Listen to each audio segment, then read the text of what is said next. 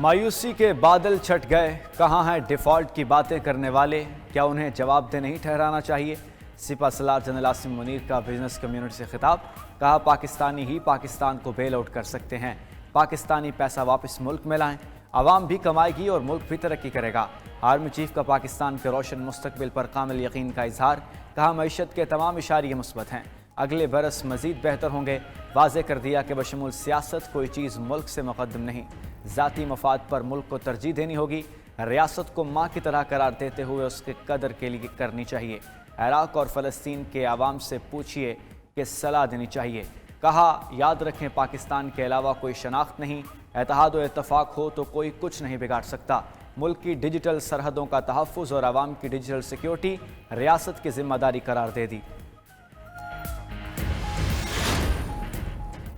बानी पीटीआई के जलाओ घिराव के मुकदमे में गिरफ्तारी डाल दी गई। थाना न्यू टाउन रावलपिंडी में दर्ज मुकदमे में इंसदाद दहशतगर्दी एक्ट की दफा शामिल, पथराव, पुलिस से मुजाहमत, सरकारी इमला को नुकसान पहुंचाने का इल्जाम। एसएसपी इन्वेस्टिगेशन की सरबराही में टीम की बानी पीटीआई से तफ्तीश। पुलिस हुकाम के मुताबिक बानी पीटीआई को आज जिस्मानी रिमांड के असूल के लिए अदालत पेश किया जाएगा।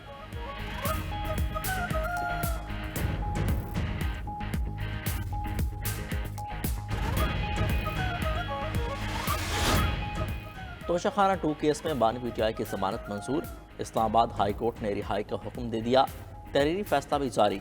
10-10 लाख रुपए के जमानती मचल के जमा कराने का और ट्रायल कोर्ट के सामने पेश होने का हुक्म भी दिया। ट्रायल के दौरान अदालत से ताउन ना किया तो जमानत वापस हो सकती है। तोशाखाना तहफ़ से बानी पीटीआई को कैसे फ़ायदा हुआ? तोशाखाना 2 केस की समाअत के दौरान जस्टिस मियां गुल हसन औरंगजेब का इस्तफसार। जब बीवी को फ़ायदा मिला तो शोहर का भी फ़ायदा हुआ। FIA प्रोसिक्यूटर का जवाब, मेरी बीवी की चीज़ मेरी नहीं, पता नहीं आप किस दुनिया में रहते हैं। प्रोसिक्यूटर के जवाब पर जस्टिस मियां गुल हसन औरंगजेब के रिमार्क्स। अदालत ने इस्तफसार किया कि जिन 3 कस्टम अफसरान ने कीमत गलत लगाई उनसे मुतल्लिक क्या कार्रवाई हुई। FIA प्रोसिक्यूटर ने बताया कि कस्टम अफसरान से कोताही हुई, लेकिन वो क्रिमिनल कंडक्ट में नहीं था। जिसने माली फ़ायदा उठाया वो क्रिमिनल मिसकंडक्ट का मुर्तकिब हुआ। तोशाखाना 1 केस में बानी पीटीआई की जमानत पर है।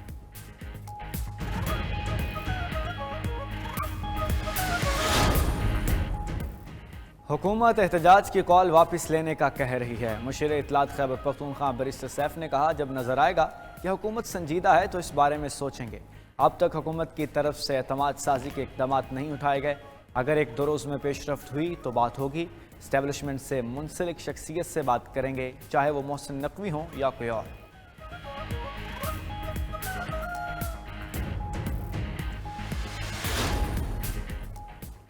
पीटीआई के 24 नवंबर के एहतजाज की हिकमत अमली फाइनल। वज़ीर आला खैबर पख्तूनख्वा और बैरिस्टर गौहर की अडियाला जेल में बानी पीटीआई के साथ बैठक। 2 घंटे की मुलाकात में एहतजाज की तैयारियों समेत दिगर अमूर पर भी मुशावरत। मुज़ाकराती अमल में पेशरफ्त और एपिक्स कमेटी के फैसलों पर भी तबादला ख्याल। मुलाकात के बाद जारी बयान में वज़ीर आला अली अमीन गंडापुर का कहना था कि वो मायूस नहीं करेंगे। मुज़ाकरात बानी पीटीआई की रिहाई से शुरू होंगे और आगे बढ़ेंगे। अपने मुतालबात मनवा कर ही दम लेंगे।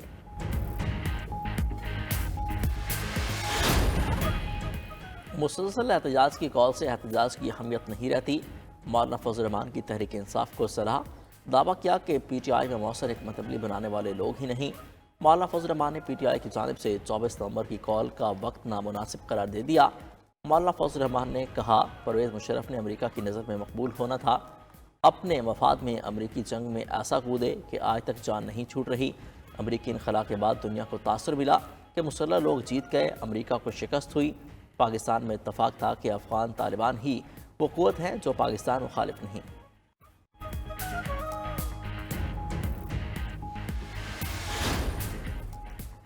बानी पीटीआई की रिहाई का कोई इम्कान नहीं। वफाकी वज़ीर इत्तलात तारर ने 9 मई के 8 मुकदमात याद दिला दिए।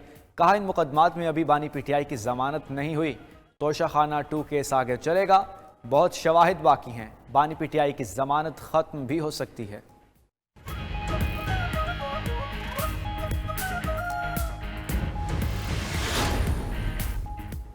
हुकूमत और पीपल्स पार्टी में इख्तलाफात शिद्दत इख्तियार करने लगे। पीपल्स पार्टी मुतालबात नज़रअंदाज किए जाने पर हुकूमत से नाला। बिलावल भुट्टो ने वफाकी हुकूमत से मामलात उठाने के लिए कमेटी बना दी। पीपल्स पार्टी ने बाज़ाब्ता तौर पर पब्लिक अकाउंट्स कमेटी की सरबराही मांग भी ली। सेनेटर सलीम मांडवीवाला का स्पीकर कौमी असम्बली को खत। PAC अरकान की रिक्विजिशन पर इजलास बुलाने का मुतालबा।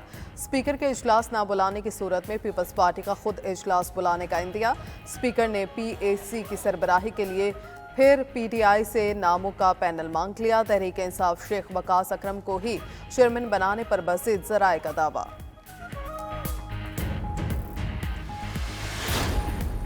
फौजी अदालतों में सिविलियन के ट्रायल केस को जुडिशल कमीशन को भिजवाने का फैसला। आईनी बेंच कमेटी के तीसरे इजलास का एलामिया जारी। ज़ेर-ए-इल्तवा अपीलों की एक हफ्ते में दर्जेबंदी और तरतीब तैयार करने की हिदायत। कमेटी का हर रुकन रोज़ाना 5 चैम्बर में अपीलों की समाअत करेगा। आईनी कमेटी की एक सिविल जज को आईनी बेंच की मदद के लिए तकर्र करने की सिफारिश। रूल्स फाइनल होने तक जल्द समाअत की तमाम दरख्वास्तें आईनी बेंच कमेटी को पेश की जाएंगी। आईनी बेंच के लिए सुप्रीम कोर्ट में अलग ब्रांच कायम करने का भी फैसला। जस्टिस आयशा मालिक को आईनी बेंच से हटा दिया गया।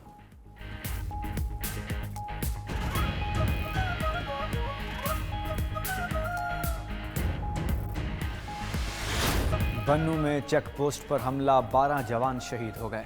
मालिक खेल में खवारिज ने मुश्तरका सिक्योरिटी चेक पोस्ट पर हमला किया। भरपूर जवाब पर खवारिज ने बारूद से भरी गाड़ी चेक पोस्ट से टकरा दी। शोहदा में फ़ौज के 10 और FC के 2 जवान शामिल।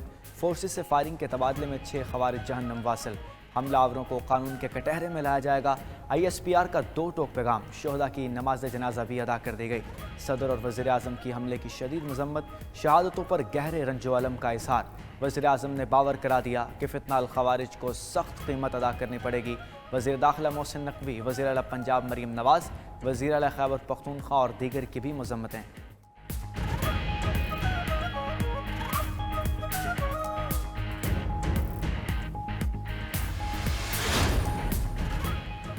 इस्लामी नज़रियाती कौंसिल ने VPN के जायज़ इस्तेमाल को दुरुस्त करार दे दिया। सोशल मीडिया के इस्तेमाल के हवाले से इस्लामी नज़रियाती कौंसिल का एलामिया जारी। चेयरमैन इस्लामी नज़रियाती कौंसिल अलामा राग़िब नईमी ने वाज़ेह किया कि किसी भी सोशल मीडिया ऐप के मस्बत इस्तेमाल पर कतगन नहीं। VPN के हवाले से कौंसिल की सिफारिशात पहले से मौजूद तौहीन मजहब और फ़िरका वारियत, इंतहा पसंदाना इक़दाम और दिगर के लिए इस्तेमाल नहीं करना चाहिए। VPN को गैर शरई करार देने के बयान पर वजाहत की कि बयान में टाइपिंग की गलती हुई। VPN को गैर शरई नहीं कहा। बेमिसाल ढाल जदीद राइफल्स, हर्ब व ज़रब के नित नए सामान की कराची में नुमाइश।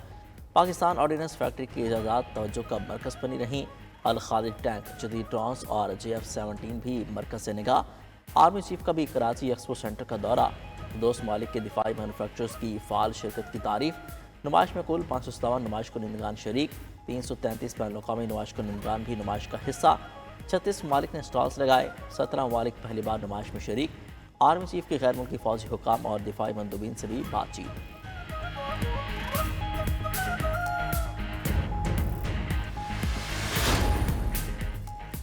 पाक चीन फौजी मशकें, दुश्मन की नींदें हराम। वॉरियर 8 की इफ्तिताही तकरीब national counter terrorism centre PB में सजी।